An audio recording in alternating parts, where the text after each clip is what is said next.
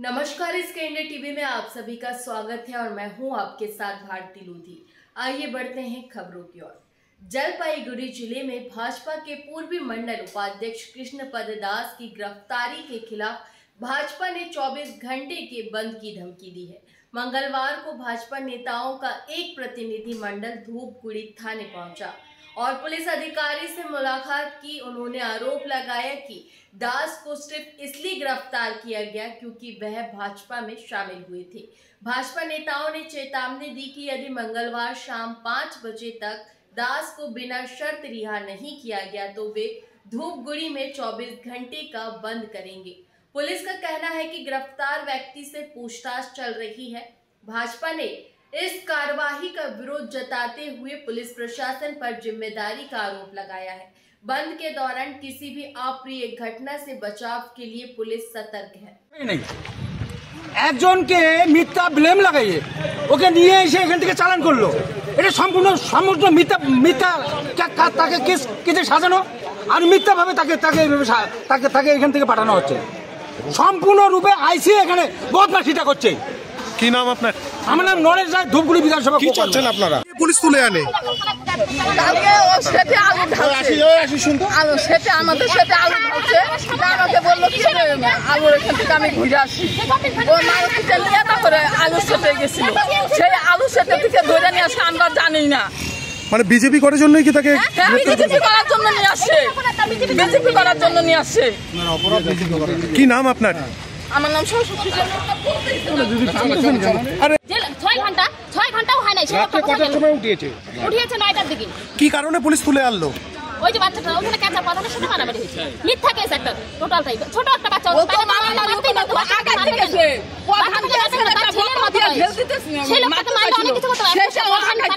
আজকে এখন থানায় এসে কি বললো? আইসি সাহেব কি বললো?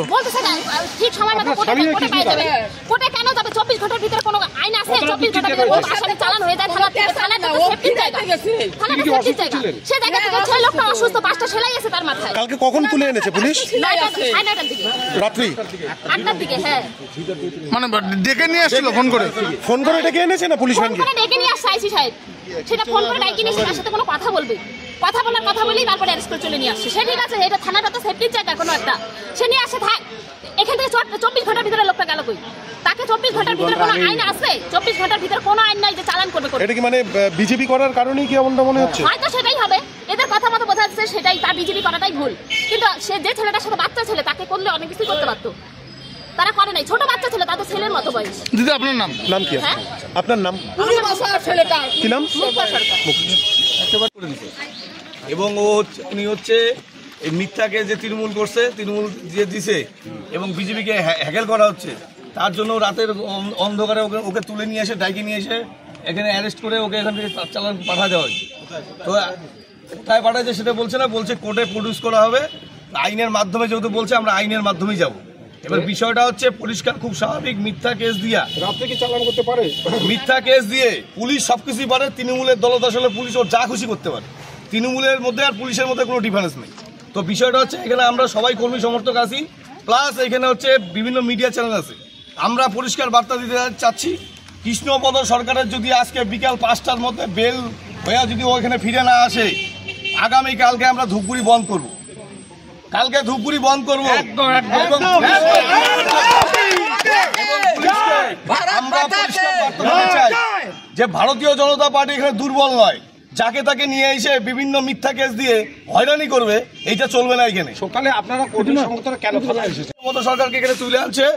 আমরা আইসি সাহেবকে গতকালকে বলেছিলাম, আজকে সকালবেলা আমরা ফার্দার বললাম যে তার এগেইনস্টে মিথ্যা কেস করা হয়েছে। কি অভিযোগে তুলে আনে? বিষয়টা হচ্ছে একটা ছেলে তৃণমূল আশ্রিত একটা গুন্ডা বদমাইশ, 19 বছরের একটা ছেলে।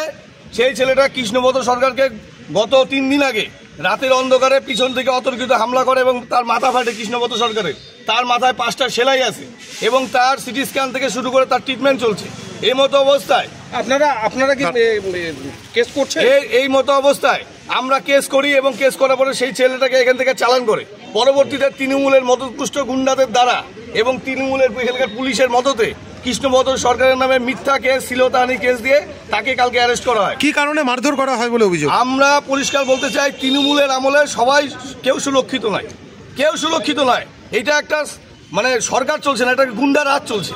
এই গুন্ডা রাজ দমন করার জন্য আমরা আজকে আইসি সাহেবকে বললাম যে কৃষ্ণবদর সরকারের যদি বিকাল 5টার মধ্যে কৃষ্ণবদর সরকার এই মামলা থেকে অব্যাহতি না পায়, আগামীকালকে ধূপগুড়ি বিধানসভায় ধূপগুড়িতে আগামীকালকে বিজেপি স্ট্রাইক হবে এবং শান্তি শৃঙ্খলা যদি কোথাও বিঘ্নিত হয় তার পুরোপুরি দায়ী এই আইসি থেকে শুরু করে যারা আছে তৃণমূলের দলদাস পুলিশ প্রত্যেকের উপর বর্তাবে।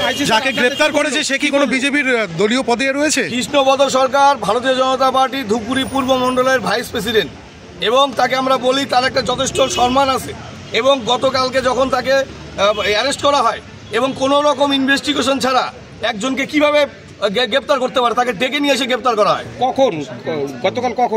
গতকালকে রাত্রি 9টা নাগাদ এই ঘটনা ঘটে এবং আমরা গতকালকে ওনাকে ফোন করেছিলাম। গতকালকে ওনার যে অ্যাটিটিউড তাতে বোঝা যাচ্ছে যে ধূপগুড়িতে এখন হচ্ছে তৃণমূলটাকে পুরো চালাচ্ছে হচ্ছে আইসি, এটা পরিষ্কার। আইসি এখন